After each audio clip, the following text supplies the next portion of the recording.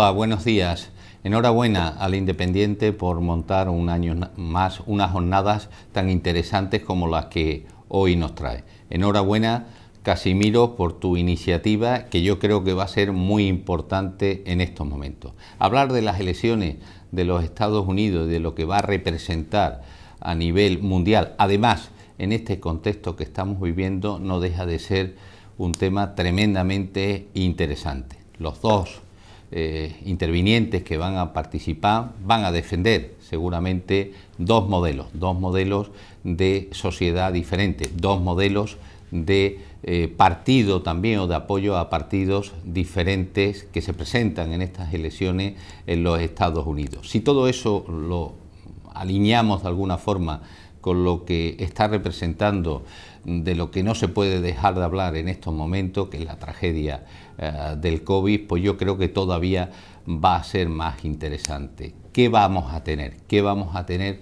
después de estas elecciones? ¿Qué vamos a tener? ¿Qué sociedad vamos a tener después del COVID? ¿Qué papel va a representar China en este nuevo equilibrio a nivel mundial? ¿Y cómo va a influir que sea un candidato el que salga o el que no, o que salga el otro? ¿Va a aparecer la vacuna antes o después de las elecciones? Son muchas las incógnitas que tenemos encima de la mesa y que desde luego el nivel de los participantes en esta jornada yo creo que nos darán algunas pistas, y son dos grandes conocedores de la sociedad americana, nos darán algunas pistas, como decía, alguna luz de por dónde pueden atisbarse algunos horizontes. Yo quiero ser optimista, algunos horizontes que es lo que esperamos todos, de esperanza, que es lo que la sociedad necesita. Estamos hablando del país más poderoso del mundo, del país con más influencia en todos los aspectos a nivel mundial. Por tanto, el resultado de estas elecciones va a ser también determinante, no solo para Estados Unidos, sino para todos nosotros. Mi enhorabuena al Independiente, mi enhorabuena a su director y también las gracias a los dos participantes en esta jornada.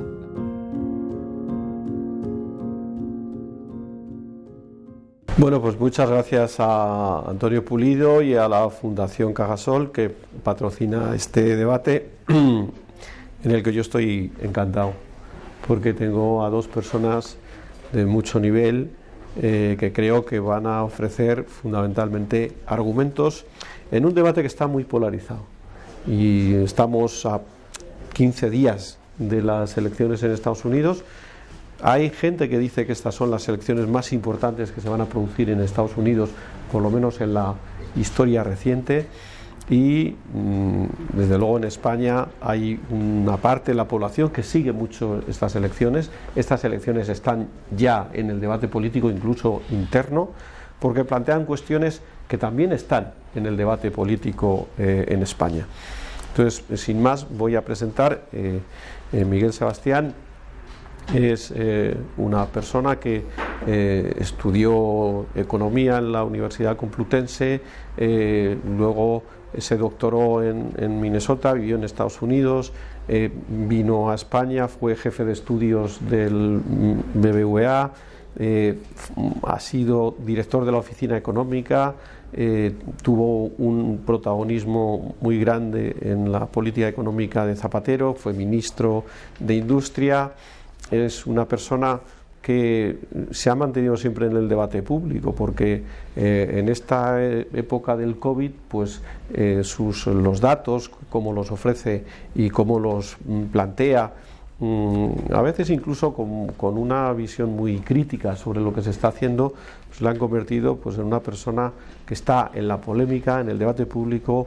Y yo le tengo muchísimo respeto y cariño, porque nos conocemos desde hace mucho tiempo. A mi izquierda tenemos a Iván Espinosa Los Monteros, que también estudió económicas en el IESE, estuvo en Estados Unidos, donde tiene un MBA. Es un hombre que tiene una experiencia en la empresa privada, que arriesgó, que ha hecho cosas quizá muy desconocidas para el gran público, pero de empresario de riesgo, y llega un momento en que su vocación política le lleva a abandonar el mundo de los negocios, y hoy pues es el portavoz de Vox en el Congreso y el vicesecretario de Política Internacional de Vox. Es decir, que tenemos a dos personas con un gran nivel que van a participar en este debate con criterios diferentes y que, insisto, yo creo que van a arrojar bastante luz al debate. La primera cuestión que me gustaría proponerles es que hicieran un balance de lo que ha sido la gestión de Trump en esta primera legislatura. Luego tocaremos temas más en concretos, pero que nos den una visión general de cómo ha sido el gobierno de Trump. Empezamos por ti, Iván. Muy bien, pues yo creo que el balance de estos casi 4 años de gobierno de Trump es muy positivo desde muchos puntos de vista. Y yo siempre separo lo que es Trump como persona, cómo nos puede caer, su personalidad. Pues yo siempre digo, oye, pues a mí no me gustaría para una hermana mía, no me gustaría tenerlo en la cena de Navidad o en la cena de Acción de Gracias en casa, probablemente, porque es un personaje pues muy polémico. Pero si nos remitimos a los datos, si hacemos un análisis sosegado de lo que ha pasado en estos casi 4 años, pues el balance es muy positivo para los americanos. No cabe duda de que ha sido muy bueno para la creación de empleo. Ha sido especialmente bueno para la creación de empleo entre las minorías, entre los hispanos y los afroamericanos. Están en los niveles de empleo más elevados de la historia. Si uno mira la evolución en bolsa, pues la bolsa ha crecido un 50%, incluso teniendo en cuenta estos 6 meses tan dramáticos de COVID. Estamos hoy, la bolsa, el índice S&P 500, el Standard & Poor's 500, está incluso por encima de los niveles pre-COVID de febrero, y un 50% sobre lo que encontró el día que entró en la Casa Blanca. Desde el punto de vista de la hegemonía de Estados Unidos en el mundo, pues ha tenido un papel, por un lado, prudente, porque es el primer presidente que no se ha metido en ningún conflicto prácticamente en ningún lugar del mundo, porque él es averso, tiene cierta aversión a arriesgar vidas americanas en otros sitios, pero a la vez ha tenido pues una serie de éxitos en política exterior, pues en Asia con Corea del Norte, en la confrontación con China y lo que yo he supuesto, de lo que podemos hablar luego si queréis un poco más, desde el punto de vista de proteccionismo de la economía americana. Ha tenido un éxito inusitado en Medio Oriente, negociando entre Israel y los Estados Unidos, UAE, vamos, los Emiratos Unidos de Arabia. Ha tenido pues un papel muy importante en deshacer el trato con Irán que había hecho Obama. En América pues ha tenido un posicionamiento también de deshacer lo que había hecho Obama en Cuba, que yo creo que era muy perjudicial para Estados Unidos y para el pueblo cubano. Ha sido muy claro en Venezuela. En definitiva, el papel de Estados Unidos en el mundo sigue siendo enormemente importante y ha hecho frente a las grandes amenazas, sobre todo provenientes de Asia. Desde el punto de vista social ha sido un presidente pues muy valiente, porque ha tomado decisiones absolutamente contrarias al consenso progre, que yo llamo, ¿no? Pues ha defendido el derecho a la vida, ha defendido la ley y el orden en las ciudades de Estados Unidos frente a estados, estoy pensando por ejemplo en Washington, lo que ha pasado en Seattle, donde ha habido enormes desórdenes, donde ha habido pues una auténtica revolución marxista en las calles, que esto parece mentira que se pueda decir en Estados Unidos, pero donde movimientos peligrosos como Black Lives Matter pues ha puesto en riesgo la vida de mucha gente y hay gente que ha muerto. Y ha tenido pues una política en general de confrontación con ese consenso progre que en otros sitios pues es difícil de encontrar. Por lo tanto, el balance en su conjunto, si miramos desde el punto de vista económico, el punto de vista de la posición de Estados Unidos en el mundo, el punto de vista social e intelectual o de batalla de las ideas, creo que ha sido muy positivo. De 0 al 10, ¿qué le puntos? Pues yo le pongo un 8, que es una nota para un político extraordinaria. Miguel. Muy bien. Bueno, en primer lugar, gracias por la invitación y una pena que no lo podamos hacer en Sevilla, pero bueno, son las circunstancias y me he encantado de coincidir con Iván, que yo creo que nunca habíamos coincidido en ningún debate, ¿no? Claro, para mí el balance, es difícil hacer un balance. Claro, cómo hubiera sido el mundo sin Trump, pues es difícil imaginárselo, ¿no? Pero sí que podemos decir que Trump ha sido el presidente de los 5 negacionismos. Que podemos decir, no, yo ese negacionismo no lo comparto o no me parece mal ese negacionismo, pero yo creo que sí que hay 5 negacionismos. El primer negacionismo es el del COVID. El COVID pues fue desdramatizado, se le quitó importancia, casi se hizo una burla, se persiguió a los gobernadores que estaban tomando medidas y el resultado es que Estados Unidos es el 9º país del mundo en muertos en términos de población y el 10º en términos de casos. Y si comparamos con otros grandes países del mundo es un muy mal balance, ¿no? El segundo negacionismo es el del cambio climático. Podremos estar de acuerdo o no que hay cambio climático, yo creo que la evidencia es prácticamente abrumadora a favor, pero en cualquier caso el haberse posicionado en ese negacionismo ha hecho que Estados Unidos pierda una enorme oportunidad en el desarrollo de las energías renovables, en el desarrollo de la movilidad eléctrica. Por ejemplo, quitando Tesla, pues están muy atrasados con respecto a otros países, ¿no?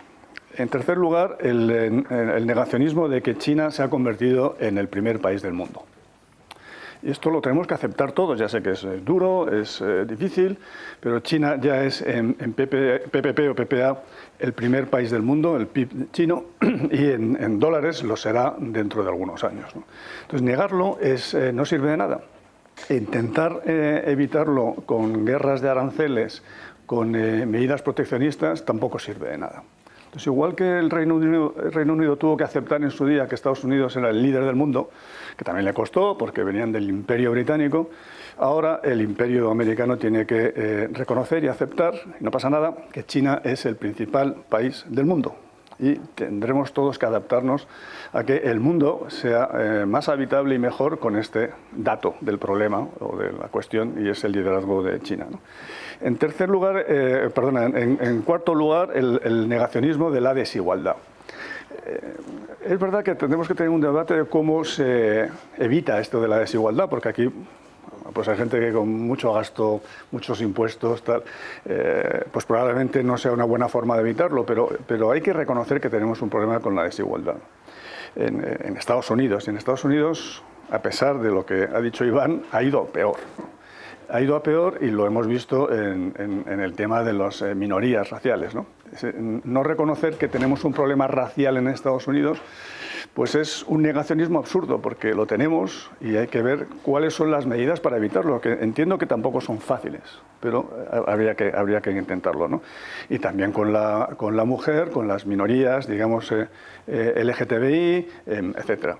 Tenemos un problema en Estados Unidos de desigualdad, digamos, creciente y con muy mala pinta de que se vaya a retroceder en derechos fundamentales, ¿no? Y el quinto ya negacionismo es el declive industrial de Estados Unidos, ¿no? Esto ya pasó en los años 70, cuando ellos negaron que el petróleo barato se había terminado y siguieron fabricando coches que consumían mucha energía, y luego en los años 80, claro, la industria del automóvil americana estuvo a punto de desaparecer porque se dieron cuenta de que el petróleo barato ya no volvería, ¿no? Entonces, ahora está ocurriendo algo parecido, ¿no?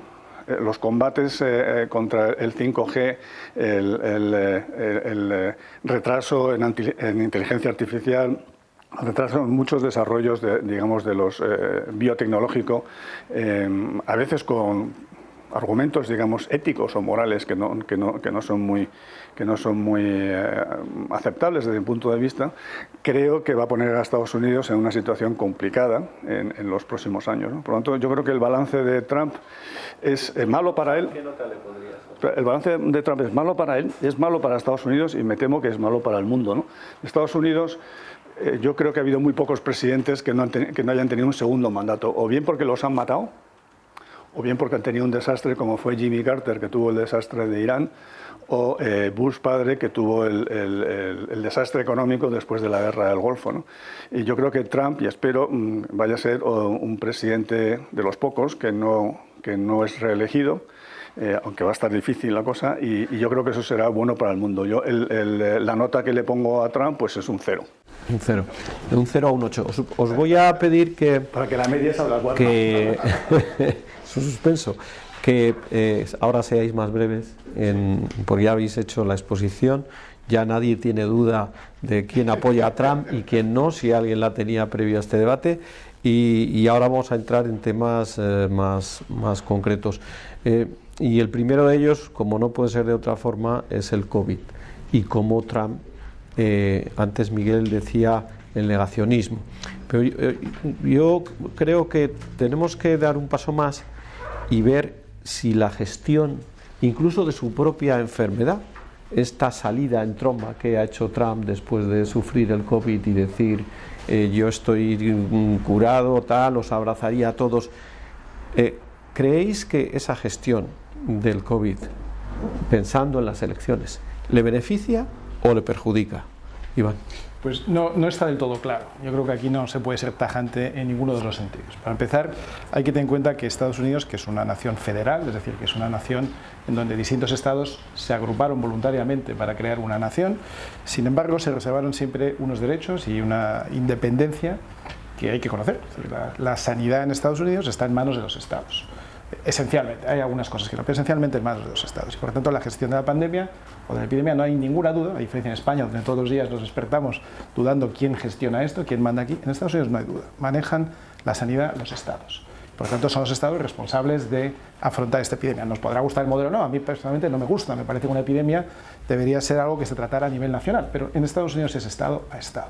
Los 3 estados con peores índices de infección de COVID, pues son todos, digamos, gestionados por demócratas, son estados donde gobiernan los demócratas, incluido, por cierto, Nueva York, que es el estado más anti-Trump y donde más se ha extendido el COVID. También tiene que ver, lógicamente, con la densidad de población de ciudades como la propia Nueva York y otras del estado de Nueva York. En cuanto a su gestión personal, o cómo lo ha tratado él, pues es muy discutible si esto le va a perjudicar o le va a beneficiar. Él ha acabado infectado del COVID, ha acabado contagiado, pero parece que ha salido bastante bien, incluso ha demostrado que hay un cierto tratamiento que le funciona muy bien y ha dicho que lo va a ofrecer a todos los americanos que lo necesiten. Pues yo creo que ha hecho de una debilidad una posible virtud y veremos en los próximos días, en los próximos 15 días, si esto realmente le ha afectado mucho o no. Mi opinión personal es que va a tener una incidencia relativa, su propia experiencia con el COVID, una incidencia relativa, y en todo caso reforzará a los que le pensaban votar y probablemente alejará un poco más a los que no le pensaban votar desde el principio. Bien. Bueno, sabiendo que es un presidente muy mediático y que controla muy bien la propaganda, yo creo que le va a beneficiar, porque si no, no lo habría hecho. Le habrían dicho, con esto puedes perder las elecciones, ¿no? Yo creo que al revés, yo creo que él lo ha hecho porque le han dicho, esta puede ser uno de tus últimos cartuchos para tratar de ganar, ¿no? A mí, en cualquier caso, me parece obsceno que se presuma de haber salido del COVID gracias a un medicamento que no está autorizado por la FDA. Me parece un insulto a los americanos, sinceramente, ¿no? Y que además de haber estado autorizado, que no lo está, probablemente muchísimos americanos no tendrían acceso a él porque no tienen acceso a sanidad pública universal, gratuita, y por tanto solamente aquellos que pudieran pagarse ese medicamento tendrían esa opción, ¿no? Por tanto, yo creo que habrá mucha gente que entienda este mensaje y espero que eso le perjudique, pero yo creo que de entrada él cree que le favorece, ¿no? Lo que pasa es que también es grotesco una persona que dijo que esto era simplemente una gripe y que ha tenido que pasar por el hospital y que le han tenido que dar un tratamiento especial, pues ahora presuma casi pues eso, de que es un inmortal o un vencedor frente a todos los males que vienen de China, ¿no? Sí. Escuchándote, Miguel, casi parece que estamos hablando del gobierno español, que negaba la existencia del virus, luego no va a haber más allá de un par de casos, luego mascarillas no, mascarillas sí. Si es curioso el paralelismo. Si quieres hablar de España, tenemos otro debate sobre España. Es curioso que cosas que aparentemente puede parecer que le perjudican, sin embargo, luego le benefician. Me sumo a tu visión, es decir, yo creo que él hace muchas cosas porque le dicen que las tiene que hacer, porque le va a ir bien, estoy convencido, y yo creo que esa respuesta de salir como más fuerte que antes tiene que ver con que hay un electorado que lo que quiere ver es presidente fuerte ante las dificultades. Pero vamos a otro tema que también es un poco contradictorio con una visión que uno puede tener desde fuera.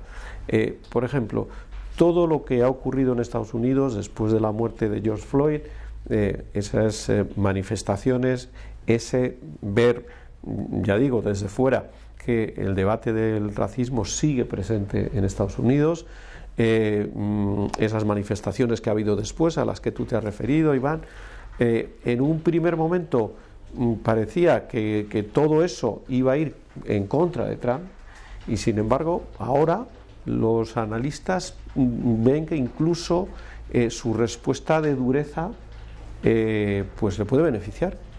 No sé cómo lo veis. Yo te diría un pequeño matiz a una cosa que has dicho antes, respecto a que él hace lo que se le dice. Sin ninguna duda, Trump es el presidente de nuestra época, de nuestro tiempo, que menos se somete a la opinión de su gabinete, de sus encuestadores, de sus asesores. Es decir, es, sin ningún lugar a dudas, el presidente más individualista, para bien o para mal. No digo que sea una característica buena ni mala. Yo recuerdo cuando llegó Obama al poder que les costó mucho a su gabinete quitarle la BlackBerry, porque estaba adicto a la BlackBerry, ¿no? Y entonces pues costó una semana hasta que se dio cuenta que eso era un peligro para la seguridad nacional, que tenía riesgos, lo quitaron. Y él se fió mucho de los asesores que tenía, que eran además bastante buenos, y era una persona que transmitía muy bien ideas que él confeccionaba junto con su equipo. Trump no es eso. Trump es una persona que le intentaron quitar el Twitter nada más entrar, y su respuesta fue: no, es que yo he llegado aquí gracias a Twitter, y ha seguido manejando su Twitter personalmente. Por eso hay veces que le vemos tuiteando a horas intempestivas, cosas que no son muy presidenciables, ¿no? Quiero decir con esto que él no es una persona que se deje asesorar fácilmente, porque se ha guiado siempre por su instinto, y su instinto le ha traído hasta aquí, con errores o con aciertos, y por tanto deja poco espacio para que se le asesore. Por eso ha habido también una altísima rotación entre sus asesores. Ha tenido más jefes de gabinete que ningún presidente en solo 4 años, ha tenido más jefes de comunicación, más portavoces, y una rotación elevadísima de sus asesores. Viendo al tema, ¿él ha sabido hacer de debilidades oportunidades? Yo creo que sí, yo creo que eso es lo que le ha caracterizado. Desde el principio él salió como el underdog, ¿no? Como la persona a la que nadie pensaba que iba a poder ganar. Yo recuerdo un debate entre candidatos republicanos en las primarias, en las que había pues 10 o 12, y casi se reían de él, ¿no? Cuando ya fue nominado candidato del Partido Republicano, claramente se reían de él. Todo Hollywood se reía de él, todos los periodistas de los medios progres se reían de él: usted nunca va a ser presidente. Incluso Trump, Obama, le dijo: usted nunca será presidente, y tal. Y acabó siéndolo, ¿no? Él es especialmente hábil para tornar la aparente debilidad en fortaleza para él. Y eso es lo que ha hecho siempre. Lo ha hecho en el mundo de las finanzas, en el mundo inmobiliario, y lo está haciendo en su mandato como presidente. Es un presidente atípico, es un presidente que no se atiene a las reglas del juego habituales, que no entiende bien, o que no se le entiende bien si uno busca izquierdas y derechas, sino que juega a otra cosa. Él juega al mundo globalismo versus patriotismo, y en eso se coloca claramente en el patriotismo. No cree en las entidades multilaterales, no cree en que otros deban decidir por él lo que es bueno para Estados Unidos. ¿Es un populista? Esa palabra, que en inglés tiene una connotación, en español tiene otra. Si usted dice si es un populista, aquí es un término peyorativo. Si me preguntas en inglés si es un populist, sin duda es un populist. Es una persona que busca el clamor popular, que busca conectar con el americano medio, con lo que ellos llamaban los Reagan Republicans, o sea, los trabajadores de cuello azul, los trabajadores del sector primario, de la industria, que teóricamente deberían estar votando al Partido Demócrata, pero que votaron por candidatos particularmente, excepcionalmente, como Reagan o como están votando a Trump, ¿no? Por eso se está llevando el voto, desde luego, del Midwest y de todas las zonas no urbanas. Los urbanitas votan demócrata, en Nueva York se vota demócrata, en San Francisco, en toda California se vota demócrata, pero en el medio, el americano medio, que es muy despreciado por los demócratas, esos que llaman los rednecks o o lo que Hillary Clinton llamó ¿cómo eran? Los miserables, ¿no? Los deplorables, ¿no?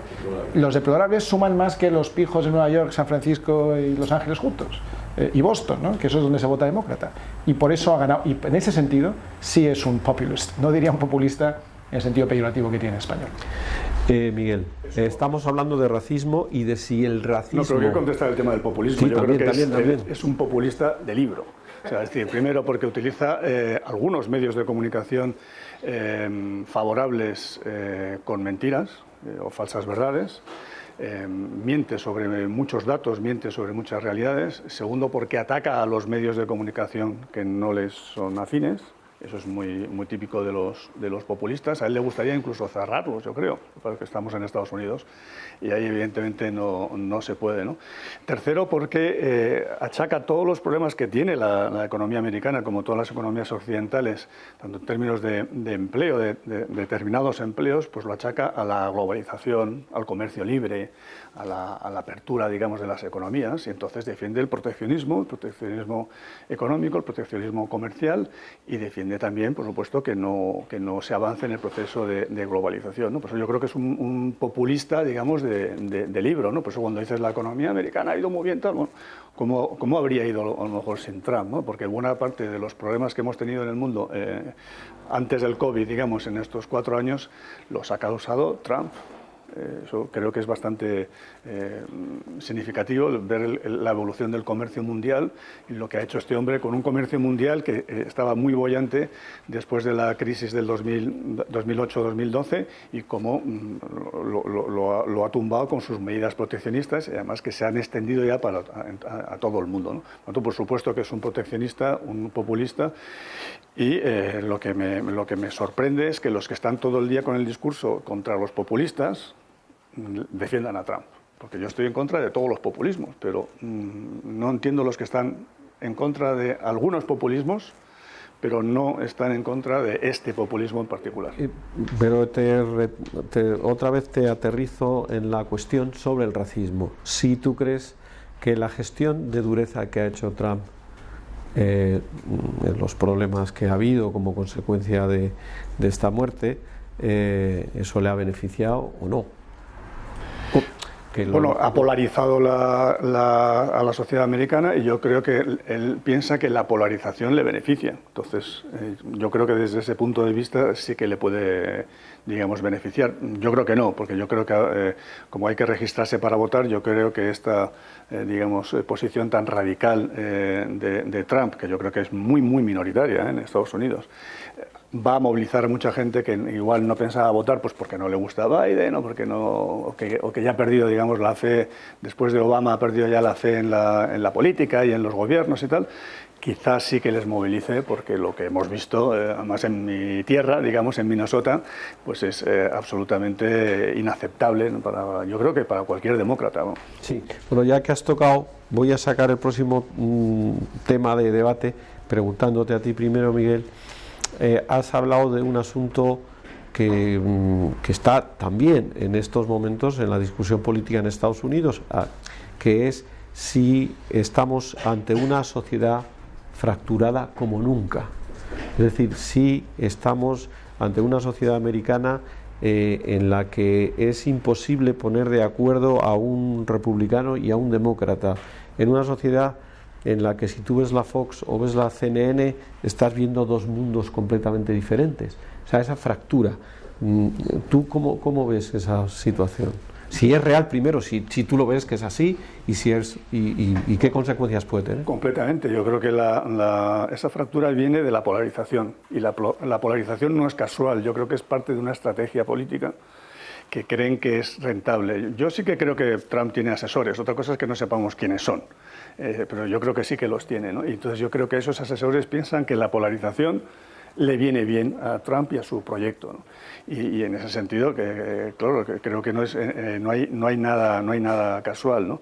En el tema de los medios de comunicación, yo sí que creo que se ha avanzado muy poco en tratar, digamos, de dar más peso a medios de comunicación que fueran más independientes, por decirlo así, ¿no? Yo creo que la propia sociedad americana ya no lo acepta, porque se ha metido en una batalla de unos contra otros y por supuesto que esto es muy, muy preocupante, ¿no? Porque estas batallas de unos contra otros suelen acabar mal, ¿no? Incluso aunque no haya un nivel de violencia exacerbada, como algunos dicen, que creen que puede haber una nueva guerra civil en Estados Unidos, yo no lo pienso, pero sí que puede haber un conflicto social de una gran envergadura, porque no sabemos al final dónde va a acabar todo esto, ¿no? Y esto en parte viene por los negacionismos, ¿no? Si aceptáramos que tenemos un problema con el empleo, con la calidad del empleo, que tenemos un problema con las consecuencias de la globalización, que son desiguales, que en general es positiva, pero son desiguales, si aceptáramos todos estos problemas y los abordáramos,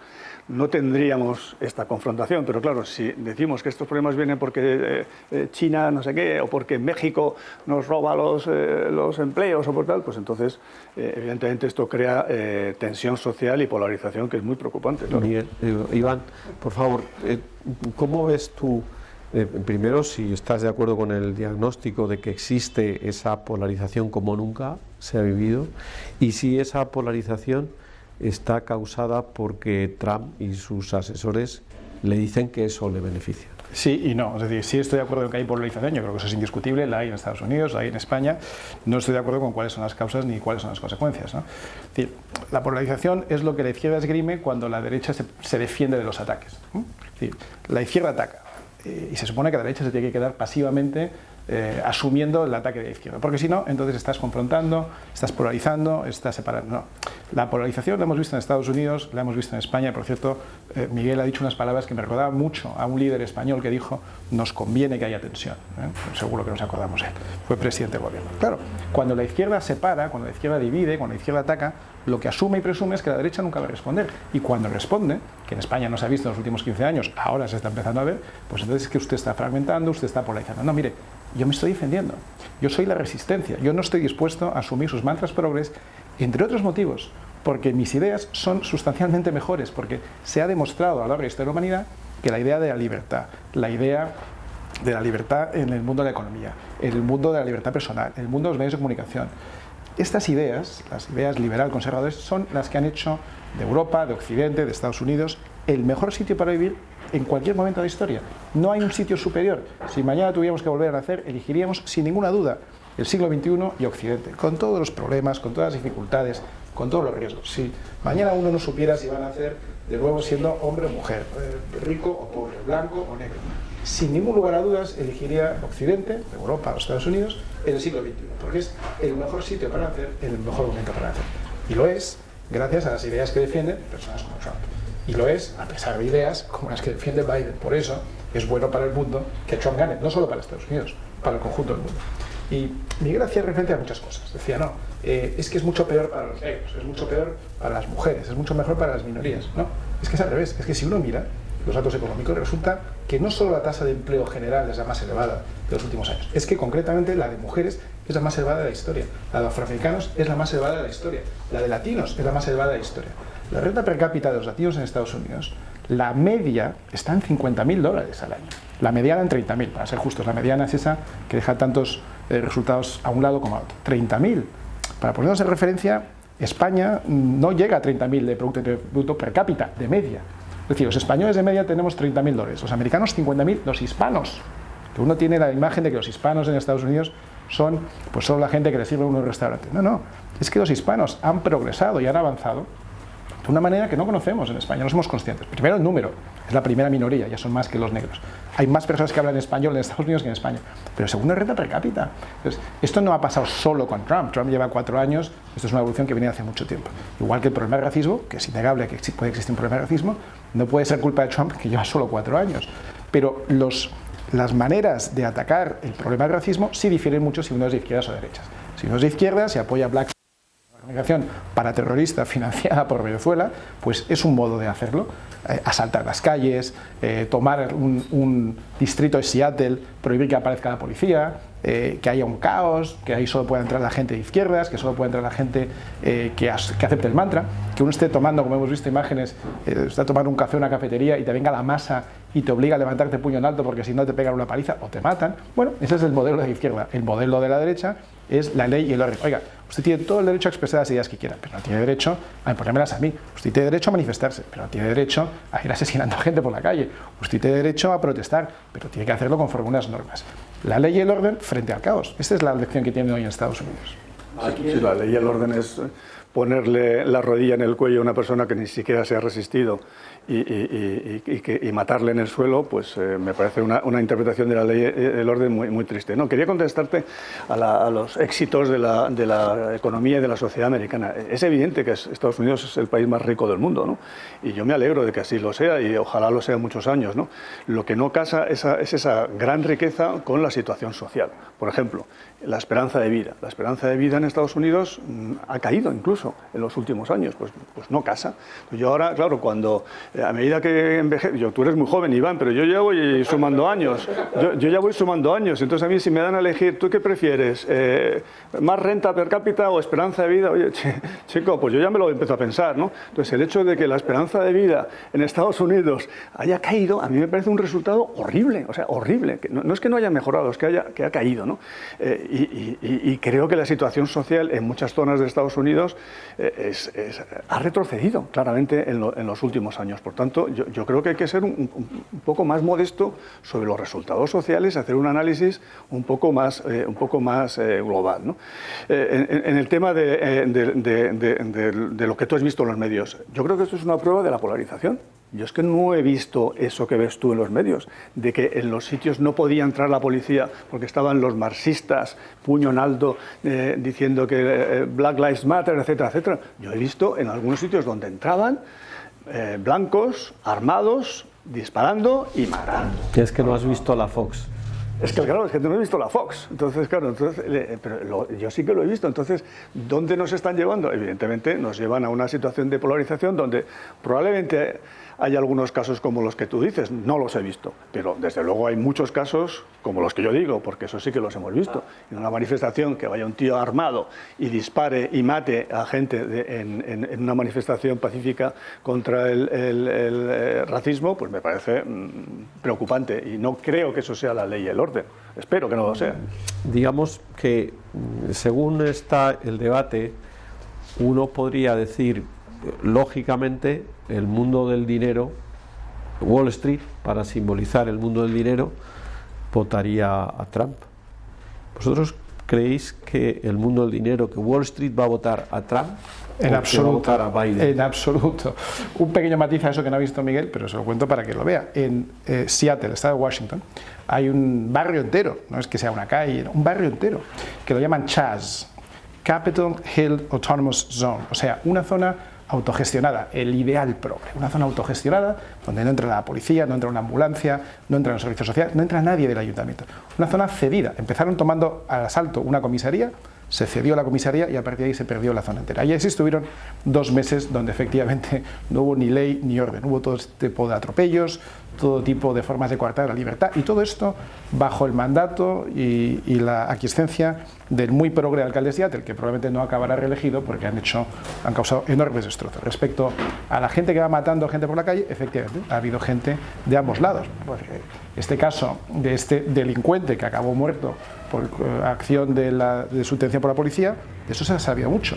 Pero no se ha hablado nada de un niño de 5 años que estaba jugando en el patio de su casa y llegó un negro y le pegó un tiro por el hecho de ser blanco, ¿no? Es decir, que efectivamente la polarización hace que uno pueda ver las cosas de una manera u otra, pero uno tiene que intentar leer cosas de ambos lados. En Estados Unidos, como en España, prácticamente toda la prensa es de izquierdas, porque así es la naturaleza del periodista. Hay alguna excepción, que en España no la hay en las televisiones, por ejemplo. Hay una televisión que es Fox News, que en España no existe. Si existiera, quizá otro gallo nos cantaría.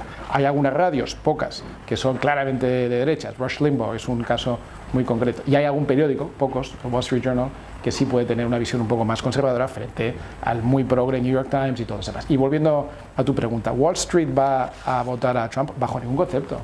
Bajo ningún concepto. Si una de las cosas más interesantes que trae Trump es marcar el gap, la diferencia entre las élites y el pueblo, y por eso se llama populista. Las élites no son de Trump, las élites son del Partido Demócrata. Es Nancy Pelosi, que se salta el confinamiento porque ella puede ir a una peluquería, los demás no, pero ella sí puede ir a una peluquería carísima saltándose el confinamiento. Las élites de Nueva York, las élites de Los Ángeles, de California, de San Francisco, esas son las que votan al Partido Demócrata, los multimillonarios. Iván, aunque les haya ido tan bien en economía, no van a votar a Trump. Ellos, vamos a ver, no se puede decir que una industria entera va a votar a un otro. Lo que digo es que Trump es la bestia negra de las élites financieras y empresariales, que no le han apoyado nunca, y en cambio es el presidente de los trabajadores americanos. Y esto es absolutamente contraintuitivo. Uno pensaría que los trabajadores votan a la izquierda y las élites a la derecha. Pues en Estados Unidos es al revés. En España pasa un poco lo mismo. Las élites apoyan a los gobiernos de izquierdas porque hacen más dinero con ellos. Las bases, los trabajadores saben que les va mejor con un gobierno de derechas porque piensan más por el conjunto de los ciudadanos y no solo por esas élites. Yo no conozco ningún estudio de quién votan las élites en Estados Unidos. Hombre, sí que conozco estudios que te dicen que la gente con un nivel, digamos, de renta y de educación más alto no suelen votar por partidos populistas. No sé si te refieres a eso cuando dices a quién votan las élites, ¿no? Y evidentemente pues habrá mucha gente que, a pesar de que le vaya bien con Trump y que les trate bien fiscalmente y que Wall Street vaya muy bien, etcétera, etcétera, pues que no están dispuestos, por su nivel, digamos, educativo, pues a tolerar algunas cosas, ¿no? Un retroceso en las libertades, un retroceso en los derechos sociales, en los derechos individuales, un cierre, digamos, de la economía con aranceles, un maltrato, digamos, a los inmigrantes en la frontera, donde separan a los niños de sus padres en un abuso que no se ve, yo creo que ni en África ni en campos de refugiados que hemos visto en el mundo, etcétera, etcétera, pues hay mucha gente que le repugna todo esto y que al margen de que le hayan bajado los impuestos o de que Wall Street vaya muy bien, pues no está dispuesta a votarlo. Entonces, esos son las élites que van a las peluquerías caras, tal, bueno, pues posiblemente sea así, ¿no? Pero yo creo que en el fondo es que hay un nivel educativo por encima del cual es muy difícil votar a Trump. Lo que pasa, Miguel, es que tú tomas como cosas de Trump cosas que no son, al menos no son exclusivamente Trump. Entonces tú dices, atrasos en los derechos. ¿Qué atraso? ¿Qué derechos ha perdido? ¿Qué americano ha perdido un solo derecho en estos últimos 4 años que tuviera garantizado 4 años atrás? Ninguno. Porque estamos a punto de evitarlo. Claro, evidentemente, bueno, si les dejamos 4 años habrá retraso. Mira, la barbaridad que se ha hecho con el Tribunal Supremo, vamos, luego decís aquí, ¿cuál es la barbaridad? Luego decís aquí, no quiero hablar de España, pero luego decís aquí, bueno, pues el nombrar en periodo se cumple electoral, la normativa. No, ¿se cumple la normativa o no? Porque creo que no es de recibo que 15 días antes o un mes antes de unas elecciones... ¿Pero por qué? ¿Cuántos días antes es de recibo? Eso es interesante. Eso se tiene ¿Y que según hacer, qué norma? Porque eso se tiene que hacer por parte de un presidente que esté consolidado y este no lo está. Pero es tu opinión. Esa es tu opinión. Mi opinión es que está súper consolidado. No, es lo que ocurrió también con Obama, ¿no? Y Obama cedió incluso más tiempo, no fue un mes, fueron varios meses. Es que Obama tenía un senado que no le confirmaba. En cualquier caso, cuando tú nombras a un miembro del Tribunal Supremo que ya empieza a hablar de que esto del aborto ya veremos. O sea, que no te gusta la candidata. Vale, no es que no me guste. A mí lo que me preocupa es que algo que se ha conseguido en los años, te voy a decir que 70 en Estados Unidos, cuando aquí estamos todavía en el debate, que es el derecho de las mujeres a decidir sobre su maternidad o no, se vaya al traste. Algo que se había conseguido hacer relativamente poco en Estados Unidos, como es el derecho de las personas del mismo sexo a tener igualdad en el matrimonio, en la adopción, etcétera, etcétera, se vaya al traste. Estos son derechos que ahora, si la izquierda no se moviliza, se van a perder. Por eso, eso sí que es común a muchos países. Interesante, pero si no dejamos, si no actuamos a tiempo, todos esos derechos se pierden. Y en Estados Unidos yo creo que hay mucha gente que está preocupada porque esos derechos, si no se actúa a tiempo, se puedan perder. Hay mucha gente de centro, incluso me atrevería a decir que de centro-derecha, incluso republicanos, ¿no? Por acabar lo que estaba diciendo, porque antes has dicho varias cosas. Has dicho primero los atrasos, ahora entramos en eso. Has dicho el tema de las fronteras. Mira, el presidente que más kilómetros de frontera levantó entre Estados Unidos y México se llama Bill Clinton. El segundo que más kilómetros ha levantado se llamaba Barack Obama. Y el tercero, con muchísima distancia, ha sido el señor Trump. Por lo tanto, Trump no ha hecho nada que no hicieran antes los demócratas. Y que está bien hecho, porque una nación tiene derecho a defender sus fronteras y a dejar que pase aquellos que quieren que pase. Luego está muy bien hecho. Lo hizo muy bien el señor Clinton en eso, lo hizo muy bien el señor Obama y lo está haciendo muy bien también el señor Trump. Luego podemos discutir, como es natural, de cuál es la manera más humanitaria de aquellas personas que han entrado ilegalmente devolverlas a su país de origen, que es lo que tenían que estar haciendo todos los países del mundo. Yo, como tú, que hemos sido inmigrantes a Estados Unidos, pues lo hemos hecho con un visado, con un permiso, con una autorización, que no es fácil y que requiere pues una serie de trámites y de tiempos que llevan. No se me hubiera ocurrido quedarme un solo día más allá de lo que permite mi visado, como no se me ocurre, por cierto, hacerlo en China, donde si te quedas un día te detienen. Y respecto a los atrasos y los derechos que estabas diciendo, es curioso que menciones el tema del aborto, porque el tema del aborto se tolera efectivamente desde los años 70 precisamente por una sentencia del Tribunal Supremo americano, Roe versus Wade. ¿Por qué? Porque en ese momento el Tribunal Supremo estaba con una mayoría progresista. Las reglas del Tribunal Supremo y de su confección dicen que los cargos son vitalicios, que es una gran norma, porque de esa manera te puedes asegurar de que los jueces son independientes, no depende de que le renueven el cargo el partido de turno o el ejecutivo de turno. Y resulta que cuando un miembro del Tribunal Supremo muere, como lamentablemente ha muerto ahora Ruth Ginsburg, pues tienes la obligación y el derecho de rellenar ese cargo. Si te toca en una época demócrata, lo más probable es que los candidatos sean más bien progresistas, pero no es seguro, porque depende de su confirmación en el Senado. Al señor Obama lo que le pasó es que tenía una mayoría en el Senado contraria, porque era republicana, y por eso no pudo confirmar a ninguno de sus candidatos. Hoy, Trump tiene una mayoría en el Senado que es republicana, y por eso está en su perfecto derecho, e incluso obligación, de rellenar ese hueco, por cierto, con una jurista absolutamente brillante. Yo estuve escuchando ayer los hearings del Senado, y me quedé impresionado de su capacidad intelectual. Le hicieron 12 preguntas seguidas bastante sofisticadas, no tomó nota ninguna, contestó a las 12, no solo recordando la pregunta, sino contestando con datos a cada una. Y si lo que te preocupa y no te gusta por lo que has dicho es que es conservadora, claro, es que así es la vida, es que no todo el mundo es progresista. Entonces, hay jueces que son conservadores, hay jueces que son progresistas. Si tú mismo lo acabas de reconocer, tú me dices que en los años 70, gracias a la composición del Tribunal Supremo Progresista, se permitió el mal llamado derecho al aborto, que es el derecho de la mujer a decidir sobre su maternidad. Sí, entonces, tú mismo lo has reconocido. Claro, que los progresistas son abortistas no hay ninguna duda, sí. Que los conservadores son pro vida tampoco hay ninguna duda. Yo soy pro vida. Luego ese derecho se consiguió gracias a esa mayoría. Por tanto, darle la vuelta a esa mayoría, y sobre todo cuando la gente, los nuevos que llegan a esa mayoría en el Tribunal Supremo no aceptan que eso ya es parte de la realidad americana y de la realidad mundial. Es como si aquí, viniera igual un partido, que no aceptaron los anteriores como si aquí viniera un partido político ahora y dijera que el matrimonio homosexual lo va a abolir. Pues es que sería inaceptable por la sociedad española. Miguel, lo que estás definiendo es que las ideas conservadoras son inaceptables. Es que es lo que estás diciendo, que es un poco lo que dice la izquierda americana. Lo que tú dices es, solo mis ideas prevalecen y las demás no sirven.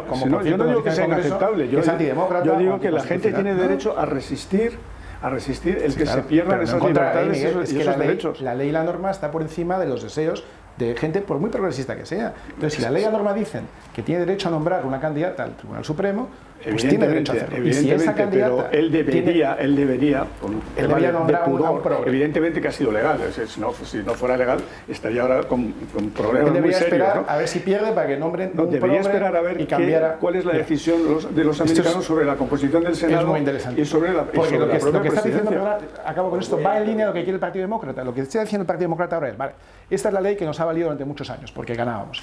Pero ahora que perdemos, vamos a hacer otra cosa. Si ganamos, y lo están diciendo, vamos a hacer el Supreme Court Packing, es decir, en vez de tener 12, me parece que son 12 miembros, vamos a meter 18 cuando gobernemos, porque así no podemos quitar a nadie que están, pero meteremos 6 progres y volveremos a ganar la mayoría. Es decir, cuando la norma me favorece, esto es democracia. Cuando la norma me perjudica, cambio las normas. Porque tú por ejemplo, vamos a ver, si hay un resultado electoral en Estados Unidos con una composición, en el Senado o lo que sea, que hace que se vuelva a la esclavitud, tú dices, oye, es lo que han decidido los americanos. Estás mezclando derechos humanos fundamentales con derecho positivo, que es muy distinto. Bien, ¿dónde llega la línea? Porque para mí el derecho de las mujeres a decidir sobre su maternidad o no es parte de los derechos humanos. Para mí el derecho de las personas del mismo sexo a casarse, a tener el derecho de la mujer a elegir su maternidad es parte de los derechos humanos. Con anticonceptivos, pero el aborto no es un anticonceptivo. Sois muy buenos en poner el nombre a las cosas para que parezca lo que no son. Pero el derecho a maternidad no se discute. Cualquier mujer puede tomar anticonceptivo, como es absolutamente natural. Muy distinto es matar a un ser humano en su estado embrionario. Eso no es el derecho a maternidad. Eso es el derecho pero no vamos a discutir ahora sobre el aborto. Aunque este debate... Sí, sin duda. Y este debate es muy interesante, pero se nos sale un poco. Es el debate sobre el aborto. Si queréis un día, yo os convoco a debatir sobre el tema. Pero bien. Si uno no está de acuerdo, entonces es una regresión sobre las libertades. Bien. Si uno no acepta el consenso progre, entonces no es constitucional, no es democrático. Pero bueno, vamos a avanzar en un tema que habéis puesto sobre la mesa. Miguel, todo consenso es bueno. Miguel e Iván, os llamo al orden, por favor, y os saco otro tema encima de la mesa que lo habéis tocado los dos y es muy interesante. Es el tema de la inmigración, de cómo Trump ha abordado el tema de la inmigración y cómo puede también parecer un poco contradictorio, que no se sabe muy bien si esa dureza, que lo lógico sería pues que el voto latino, por ejemplo, pues se fuera completamente hacia los demócratas, por ejemplo, pero parece que eso no es así, aunque las encuestas dan una ventaja a Biden en estos momentos. Pero me gustaría saber vuestra opinión, con pasión, como lo habéis demostrado ahora, si esa política es buena y si le beneficia a Trump. Iván. Voy a volver a los principios, es decir, ley y orden. Tiene que haber pocas leyes y que las que haya se cumplan. Y el tema de inmigración es clarísimo. Estados Unidos es un país formado por inmigrantes, no cabe ninguna duda. no hay prácticamente nativos, porque los esquilmaron, no como en Hispanoamérica, que afortunadamente pues, los españoles, en vez de esquilmarlos como hicieron los ingleses en Norteamérica, nos mezclamos con ellos y por eso hoy todavía hay una enorme cantidad de nativos americanos de México hasta Tierra del Fuego. De México para arriba pues quedan muy pocos porque, como digo, los esquilmaron y son prácticamente todos inmigrantes. Podrán ser inmigrantes con 300 años o 250 años de antigüedad o con 250 días, pero son prácticamente todos inmigrantes. Pero eso sí, hubo un momento en que se decidió cuáles eran las normas para inmigrar. Y eso pues ya lleva por lo menos 100 años. Uno puede ver incluso en las películas, ¿no? Una de mis favoritas es El Padrino. Hay una escena preciosa cuando llega el barco a Nueva York desde Italia con esos inmigrantes que pasan por un servicio de inmigración donde le hacían a uno la filiación, le tomaban los datos médicos, si era un menor se le ponían cierta custodia. En fin, hay un proceso de inmigración, una ley. Te gustará más, te gustará menos, se podrá mejorar, pero existe una ley. Y aquellos que cumplan la ley podrán inmigrar. ¿Qué es lo que dice Trump? Estados Unidos es un país abierto a la inmigración legal, como es natural. Y Estados Unidos tiene derecho, como todas las naciones del mundo, a escoger qué inmigrantes quiere, como es absolutamente natural. Y de hecho, desde hace décadas por lo menos, Estados Unidos publica todos los años una lista muy comprensiva de qué tipo de inmigrantes está buscando. ¿Por qué? Porque les hace falta ingenieros de software, les hace falta dentistas, o les hace falta fontaneros con especialistas en plásticos y PVC, lo que sea. Ellos deciden cuánta gente necesitan y sacan, digamos, a concurso, o sacan esos permisos de inmigración para que los inmigrantes que tienen ciertas capacidades vengan y trabajen ahí. Segundo, tú dices, el voto inmigrante lo lógico es que fuera a los demócratas. No, precisamente los hispanos vienen huyendo de países que han sufrido los rigores del socialismo o del comunismo. Jamás un cubano votará por el socialismo, jamás un venezolano votará por el socialismo. En general, nadie que haya experimentado el socialismo o el comunismo en sus propias carnes vota eso voluntariamente, nadie. En Europa pasa lo mismo, cuando cae el muro de Berlín hay carreras de un lado a otro, pero todos corren hacia el mismo lado. No hay un solo alemán occidental que corra a entrar en Alemania Oriental. Es al revés, el comunismo hace que la gente quiera escapar. Por eso hoy países como Bulgaria o Polonia o Hungría rara vez van a votar al socialismo porque lo tienen muy cercano en su memoria y no quieren ni verlo. Por tanto, es lógico que los inmigrantes que provienen de países especialmente socialistas o comunistas, que son estados fallidos, cuando llegan a Estados Unidos lo que buscan es escapar de lo anterior. ¿Cómo van a volver a votar a un partido demócrata que está absolutamente radicalizado, escorado hacia la izquierda, influido por Black Lives Matter, que es un movimiento marxista y, como digo, financiado por Venezuela? ¿Cómo van a, ellos que lo han experimentado, cómo van a huir de eso para volver a elegir eso voluntariamente? Es absurdo. Por eso los latinos, pese a lo que, o muchos latinos, lógicamente no todos, pero muchos latinos, muchos hispanos en Estados Unidos, sobre todo los que han venido inmigrando y hoy tienen estatus legal y han podido rehacer su vida, tienen una oportunidad como no tiene ningún otro país del mundo, lo que quieren es conservar esa oportunidad, no que llegue alguien a volver a imponer el régimen del cual han huido ellos. Miguel, y bueno, voy a introducir, si me permites, una pequeña cuestión. El otro día, aquí en el Independiente, Montaner, que es, nadie puede poner en duda que es una persona absolutamente anti-dictaduras, que es una persona liberal, criticaba precisamente que Trump no estuviera, por ejemplo, dando visados a los inmigrantes venezolanos que están huyendo de una dictadura. Miguel. Inmigración. A ver, es evidente que Estados Unidos tiene un problema de inmigración. Es evidente. También lo tiene Europa, por cierto, ¿no? Y además lo va a tener cada vez peor porque África es el continente con más crecimiento de la población y donde el gap de renta per cápita con Europa se va ensanchando. O sea, que tenemos un problema con la inmigración es evidente. Aquí la clave es cómo abordarlo, ¿no? Desde luego, con ley y orden no se resuelve. No se resuelve porque es imposible al final evitar la permeabilidad de las fronteras por mucho que te empeñes. ¿Cuál ha sido el modelo que yo creo que era exitoso relativamente en Estados Unidos? Fue permitir que en México se desarrollara una industria. Y, en efecto, con el Tratado de Libre Comercio, el NAFTA, pues se desarrolló una industria porque buena parte de la industria americana se trasladó a México. Ellos se aprovechaban, digamos, de menores costes y contribuía a que la presión migratoria de México sobre Estados Unidos disminuyera. Es que Trump se ha cargado todo eso. Es que Trump ha obligado incluso a la industria del automóvil a cerrar México y volver a Estados Unidos. ¿Por qué? Por el tema de que necesitamos empleos en Estados Unidos, America First, ¿no? Todas las políticas que está haciendo Trump contra el comercio, digamos, libre y contra la externalización de la industria de Estados Unidos está en el fondo empeorando la inmigración, porque también los mexicanos necesitan vivir de algo, ¿no? Ya sé que esto es consenso progre, pero la gente necesita renta para vivir, ¿no? Y por tanto, si no lo encuentran en su propio país, pues tratarán de emigrar a los países donde puedan encontrarlo, ¿no? Por tanto, es una política que podrá ser muy populista y entrará muy bien en los oídos de mucha gente, pero no va a resolver el problema migratorio, sino que lo va a empeorar.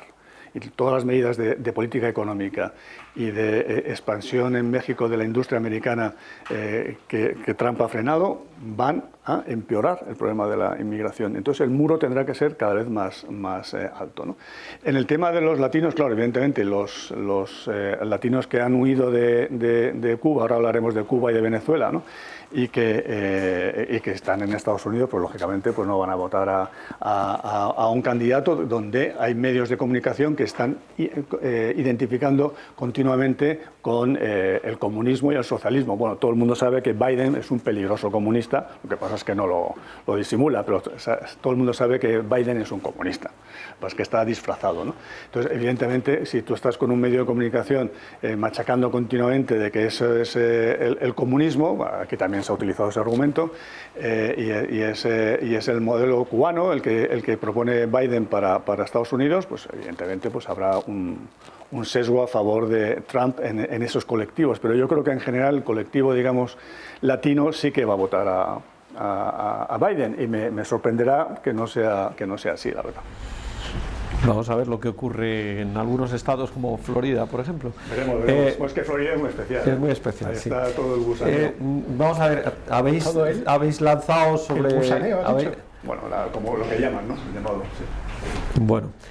Bueno, como habéis puesto sobre el terreno y está en el programa, claro, está la política exterior, que es muy importante. Y claro, aquí tenemos varios aspectos. Es la política, Iván lo ha mencionado al principio, que ha tenido unos resultados criticables o no, pero en Oriente Medio no, digamos, la paz mundial no se ha resentido, al menos ostensiblemente, en estos últimos años, pero hay algunos problemas con Latinoamérica. Está el problema de Venezuela, está pues el liderazgo de China. ¿Cómo vamos a enfrentar ese problema? Y está algo que a mí me interesa mucho que toquéis, que es la relación con Europa, que eso sí que se ha notado, que ha habido un cambio, en mi opinión, si me permitís que por primera vez lo explicite, a peor con Trump.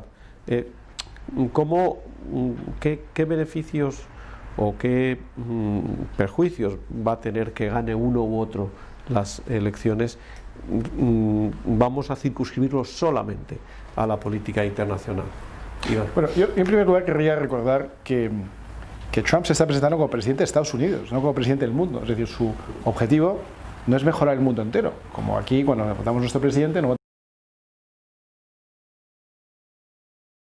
digas del presidente de un país, dentro de que tendrá que colaborar con los presidentes de otros, los líderes de otros países, pero su responsabilidad, aquello para lo que votan, es mejorar la vida de los suyos, y por eso, de los suyos primero. Por eso el eslogan de American First es muy bueno. No dice solo América, dice los americanos primero, y luego, bueno, los americanos estén bien, colaboraremos con los demás para buscar los mejores acuerdos posibles. En el caso de NAFTA, que estábamos hablando, que es el acuerdo de libre comercio entre Canadá, Estados Unidos y México, el acuerdo sigue en vigor. Lo que pasa es que lo ha cambiado y lo ha mejorado, al menos para Estados Unidos. Lo ha mejorado porque permite que Estados Unidos, aparte de importar, también pueda exportar a México, cosa que le costaba mucho, especialmente en productos agrarios. Pero volviendo al tema, si la llegada de Trump va a ser buena o mala, depende para quién. Yo creo que la llegada de Trump y su continuidad es buena en general para la libertad, es buena para Occidente, es buena para los valores que han hecho de Occidente, como digo, el mejor, como he dicho antes, el mejor lugar para vivir. Y claro que es mala para China. China es una fuerza ante la cual Miguel está diciendo que nos tenemos que rendir. Lo ha dicho en su tercer negacionismo, ha dicho hay que aceptarlo, negarlo no sirve de nada, hay que reconocerlo. China es número uno, no nos podemos resistir, la resistencia es inútil, como decían en la guerra de las galaxias. Yo no he dicho que hay que rendirse. Negacionismo, tal, el que lo niegue. Mira, claro. China sin duda es una potencia enorme, el propio tamaño es ya en sí mismo pues un arma contra la que es muy difícil luchar, pero claro, que hay que resistirse, claro que hay que resistirse a algunas partes de la política expansiva china, sobre todo lo que tiene que ver con pues un sistema político iliberal, un sistema económico basado en las subvenciones. Un sistema comercial basado en un tipo de cambio impuesto y artificial. Un sistema comercial, por cierto, basado en que yo exporto todo pero no permito que se importe. Un sistema tecnológico basado en copiar, en hacerse con la tecnología de otros países para uso propio e impedir que la tecnología desarrollada en China se pueda utilizar en otros sitios. Un sistema comercial basado en que no hay intercambio de divisas y por tanto todo lo que yo exporto a China lo tengo que reinvertir porque no lo puedo volver a traer. Es decir, si crees en el libre comercio, tienes que creer en el libre comercio entre naciones que utilizan por lo menos sistemas parecidos. Es decir, yo creo en el libre comercio porque creo que es bueno para ambas partes, siempre que ambas partes partan de bases parecidas. Por ejemplo, el campo español puede competir con otros agricultores de otras zonas de Europa que tienen normativas parecidas, pero es muy difícil que los agricultores valencianos que cultivan naranjas, que están sometidos a una regulación la más estricta del mundo, la de la Unión Europea, que tiene que ver con los aditivos que utilizan, con los minerales que utilizan, con temas medioambientales, con temas laborales, compitan con naranjas sudafricanas que no cumplen absolutamente ninguna normativa y que entran libremente en la Unión Europea. Pues eso no es comercio libre, eso no es comercio justo. La justicia es que cada país o cada productor haga las cosas de la mejor manera posible y compitan en igualdad de condiciones con otros que se someten a las mismas reglas. China no somete a su sistema productivo a ninguna regla. Por supuesto, no cumple ninguna de esas normas medioambientales que tanto gustan a los progres, que China impone a los demás, pero que China no cumple. Por lo tanto, naturalmente que los productores de Occidente, los que fabrican productos y servicios, están en desigualdad de condiciones con China. Y Trump lo ha demostrado y lo ha señalado, y ha sido el primero que ha plantado cara ante esa desigualdad ante los chinos. Y eso tiene repercusiones muy positivas. Tú decías el negacionismo del declive industrial. Pues en los 4 años de Trump ha sido la primera vez de los últimos 20 que el número de empleados en industrias ha crecido, porque han empezado a aparecer nuevas plantas industriales en Estados Unidos, que parecía mentira, que parecía imposible. Las que ha traído de México, claro, forzados. De México, de muchos sitios. Yo recuerdo haber estado en Pittsburgh en los años 90, y era una ciudad arrasada, porque era una ciudad que había sido la base del acero, y después de la competencia desleal, en ese momento de Japón sobre todo, más tarde de China, las fábricas de acero desaparecieron por completo. Como desaparecieron las fábricas de acero, pues afectó a la industria automovilística de Detroit, otra ciudad arrasada. Hoy, en Pittsburgh, vuelve a haber fábricas que antes eran inimaginables. ¿Por qué? Porque el coste unitario de la mano de obra empieza a ser menos importante que el conjunto de costes con mayor robotización. Tú decías antes que Estados Unidos está atrás en inteligencia artificial. Estados Unidos es el líder mundial en inteligencia artificial, en desarrollo de software, en aplicaciones.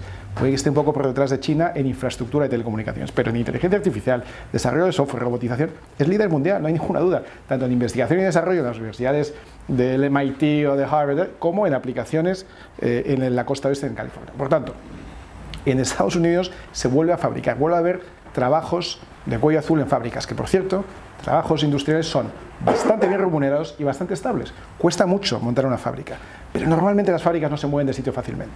Ha habido una época de deslocalización por menores costes unitarios laborales en Asia y ahora, gracias a Trump, están volviendo en menor medida, porque las fábricas ya emplean menos mano de obra por unidad producida que antiguamente, pero están volviendo a propiedad en la historia y es un éxito sin precedentes para la industria americana y para el trabajo de americano. Y por concluir, el posicionamiento de Estados Unidos en el mundo versus China, en Oriente Medio, donde ha conseguido algo que es que yo recuerdo perfectamente en diciembre de 2016, según entregaba el poder Obama a su secretario de Estado John Kerry, diciendo: es imposible llegar a un acuerdo entre Israel y otros estados árabes sin que antes llegue a un acuerdo con Palestina. Solo si se pasa por Palestina se podrá acceder a otros acuerdos de paz con otros países árabes. Bueno, pues Trump ha demostrado que se puede llegar a acuerdos entre Israel y otros estados árabes sin necesidad de someterse al Estado palestino, que ha sido un absoluto fracaso y un absoluto óbice para la consecución de acuerdos de paz en los últimos 25 años. Ya ha firmado 2 tratados de paz, solo por eso merecería un Nobel de Paz o 2, porque si a Obama se lo dieron después de bombardear no sé cuántas ciudades, a Trump, que no ha bombardeado ninguna y encima ha conseguido acuerdos de paz, le tienen que dar un Nobel de la Paz al año. Pero claro, como el Nobel de la Paz está para Rigoberta Menchú y para Obama, pues yo creo que no se lo van a dar. Muy breve. Aparte de todos los temas estos, toca también un poco de Europa. Sí, América Latina, muy brevemente. Claro, yo creo que había un proceso de transición democrática en Cuba que había un incipiente proceso que fue boicoteado por Trump. Y evidentemente se ha parado. En los últimos 4 años, pues Cuba no ha avanzado, pero sí que en los últimos años de Obama, y además protagonizado por Kerry, sí que había un plan, por lo menos, para democratizar Cuba y para salir, digamos, de la dictadura cubana, ¿no? Venezuela no hay ningún plan. Estados Unidos no tiene ningún plan para cómo resolver el nudo, digamos, complicado de un país tan importante como Venezuela. El resto de América Latina, Estados Unidos ha dejado a América Latina con el COVID a los pies de los caballos, porque es muy bueno decir, yo tengo mi Banco Central, mi Reserva Federal, que riega de dinero esto para solventar el problema de liquidez. En Europa lo mismo con el BCE, pero ¿quién puede crear liquidez en América Latina? Ninguno, porque esos bancos centrales no pueden crear liquidez, porque no tienen una moneda suficientemente fuerte para crear liquidez, ¿no? A no ser que quieras meterte en procesos inflacionistas, que es lo que acabaremos teniendo. Estados Unidos ha dejado absolutamente a América Latina a los pies de los caballos, ¿no?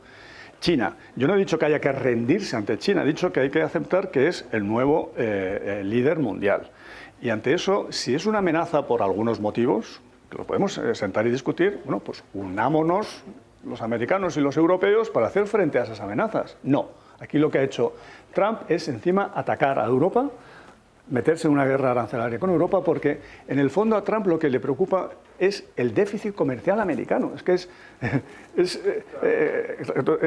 lo único, su obsesión. Y, por cierto, el déficit comercial americano ha empeorado con Trump, lo cual no deja de ser paradójico. Tanta medida, tanta arancel, tanto proteccionismo para que luego te empeore tu variable clave de referencia, ¿no? Entonces, pero volviendo a Europa, yo creo que lo suyo es que Estados Unidos se acercara a Europa y dijera, oye, vamos a hacer frente como un equipo a las amenazas de China, que habría que definir exactamente cuáles son, porque lo cierto es que al final, cuando hemos necesitado mascarillas en Europa, no han venido ni Alemania ni Estados Unidos, han venido de China, y son los que nos han traído aviones con las mascarillas, ¿no? Y lo mismo están haciendo con África y lo mismo están haciendo con América Latina.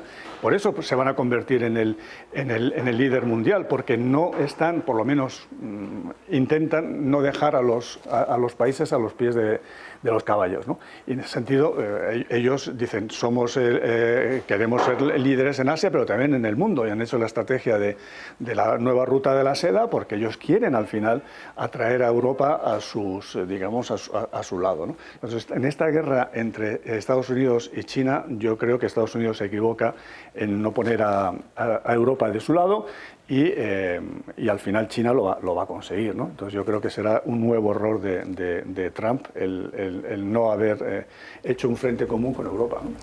Como pequeño apunte, has dicho una cosa que me ha llamado la atención, que es que la balanza comercial americana ha empeorado en estos últimos 4 años. Claro, la verdad es que lleva una tendencia que lleva así décadas, ¿no? Pero resulta que la balanza comercial como porcentaje de Producto Interior Bruto ha alcanzado las mejores cuotas en estos 4 años de todos los últimos 20, que lo acabo de mirar ahora. Es decir, la balanza comercial es el resultado de diferencia entre importaciones y exportaciones, que no se cambia de un año para otro, es una tendencia.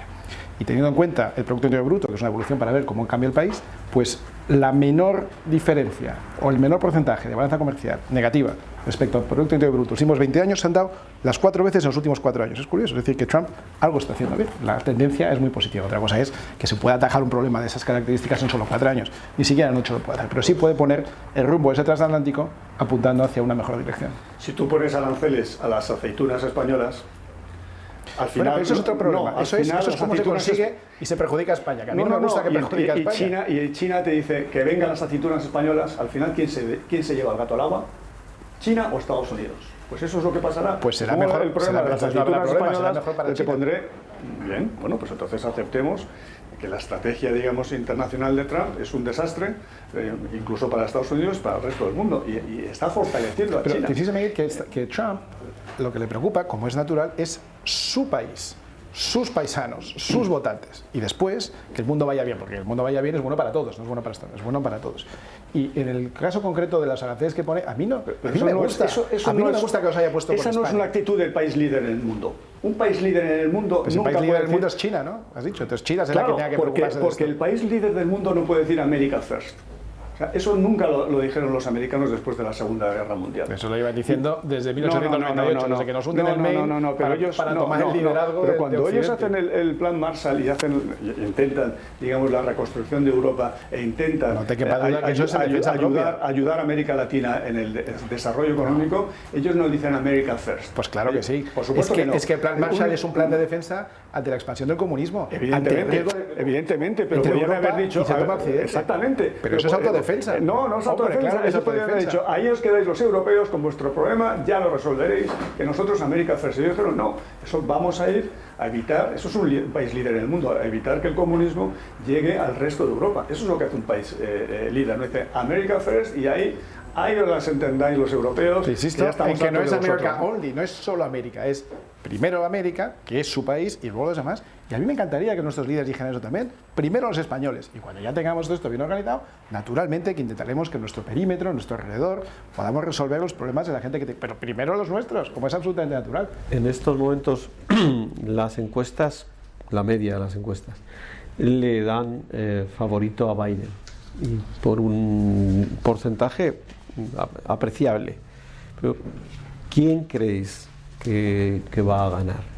Es que Hillary Clinton ganó el número de votos. No, pero- Lo que pasa es que luego la traducción del número de votos a los votos electorales, ahí es lo que es la parte tricky, ¿no? Votos Entonces, claro, yo todas las encuestas hechas en número de votos, en porcentaje de votos, no me las creo o me preocupa que alguien se las crea. Por eso sí que yo estoy preocupado con el resultado de las elecciones, ¿no? Porque no acabo de ver luego la traducción a votos electorales, que es lo relevante, ¿no? ¿Tú crees Pero- que va a ser más reñido de lo que Sí, dan las yo creo encuestas? que va a ser muy, muy reñido. Y que probablemente el día 3 no tengamos los resultados. Yo coincido en que va a ser muy reñido, coincido en que esa noche no tenemos los resultados, porque va a ser lo que ellos llaman too close to call, ¿no? Va a estar demasiado ajustado. Y además creo que este año el voto por correo tiene una especial importancia, una especial relevancia, porque hay mucha gente que tiene miedo de acudir a centros de votación, donde se puede encontrar a mucha gente, donde se puede expandir el virus, y por tanto parece ser que este año va a haber un récord de voto por correo. Y hasta que eso se contabilice, pues pueden pasar algunos días, y esto yo creo que sería una anomalía. No estamos acostumbrados a tener que esperar varios días a que se den los resultados. Ha habido algún ejemplo, el año 2000, donde en Florida se estuvieron contando los votos. ¿Acordáis aquellas imágenes con lupa? Parece mentira un sistema tan primario, ¿no? Que estén mirando papeletas, 3 abogados de cada equipo, y al final la elección entera de Estados Unidos, la decisión de quién era presidente, dependió de menos de 400 votos. Es una cosa realmente sorprendente, ¿no? Fue otro caso en el que el voto popular sumó más del lado demócrata y sin embargo fue presidente republicano. Afortunadamente nos evitamos a Al Gore y tuvimos a Bush, que fue una gran noticia para Estados Unidos y para el mundo, o para gran parte del mundo, quizás no para todos, ¿no? Pero yo sí creo que va a ser una elección muy reñida. Parece claro que hay algunos estados que indudablemente, como siempre, se van a ir al lado demócrata, pues California, Nueva York, Massachusetts, esos estados de mucha concentración de ricos, esos votan siempre demócratas. Parece claro que Trump se va a llevar el Midwest, toda esa zona, lo que llaman el Heartland, ¿no? la América del corazón, y el Christian Belt o el Rust Belt, según se escuche, en el sur, eso también va a ir para Trump. Y luego pues hay algunos estados que van a dar más batalla, ¿no? Texas, que es tradicionalmente republicano, parece que puede quedar republicano, pero no está tan claro como otras veces. Y luego hay 6 estados clave, que es donde se va a decidir, que son Carolina del Norte, Arizona, Wisconsin, Michigan, Pensilvania y Florida. Yo creo que Florida, una vez más, puede ser el sitio donde estemos varios días contando y recontando votos, porque, como sabéis, en el sistema electoral americano, cuando ganas un estado te llevas todos los votos electorales. No es proporcional, sino que es la totalidad, ¿no? Entonces, en esos 6 estados se puede dilucidar quién es presidente, y puede que tardemos efectivamente varios días en saberlo. Pues está siendo un debate interesantísimo, pero vamos a terminar con una pregunta que quiero que me contestéis de manera muy breve. A ti, Miguel, ¿tú le ves algo bueno a Trump? Bueno, que yo creo que al final va a acabar uniéndonos a todos contra él. Iván, ¿tú a Biden No, le ves algo de bueno? Biden. Mira, Biden es un candidato, para empezar, es el candidato de más edad de la historia, ¿eh? Yo me acuerdo en el 80, cuando llega Reagan de candidato, se dice que es muy mayor, porque tenía 69 años. Biden llegaría con 9 años más, tendría 78 en el primer día de su primera legislatura, ¿no? Que es una cosa muy curiosa, porque además esto es cierto no solo de Biden. Uno mira todos los candidatos que ha habido, Elizabeth Warren, Trump, Biden, en fin, todos han sido candidatos que se presentaban con más de 74 años de edad.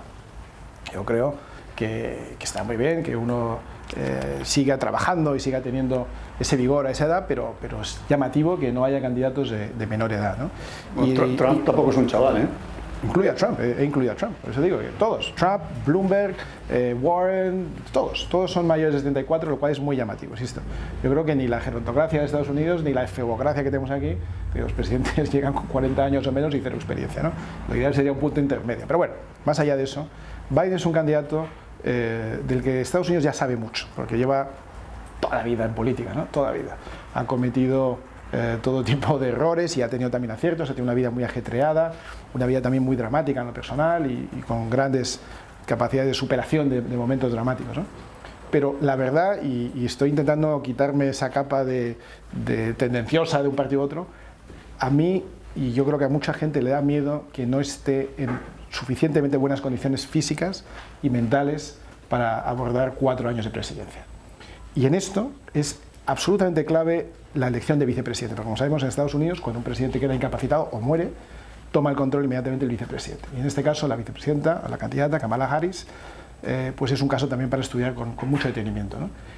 Y por edad sería la que seguramente, si no pudiera acabar la legislatura, Biden sería la que lo acabara y la que posiblemente sería candidata a continuación. Y es una candidata que genera mucha incertidumbre y mucha inseguridad en mucha gente en Estados Unidos. Entonces Biden, cuando uno lo va viendo sus últimas intervenciones donde comete errores muy básicos, donde se equivoca diciendo incluso quién es o dónde está o para qué está compitiendo, ¿no? Dice, no, soy Biden y me presento a estas elecciones al Senado, ¿no?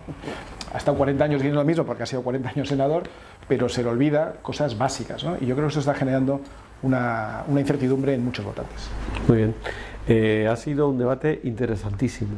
Os felicito a los dos porque bueno, ha habido momentos en que yo estaba a punto de saltar también, lo cual significa que ha sido muy interesante. Insisto, gracias por la capacidad de debatir con ideas absolutamente contrarias a las vuestras.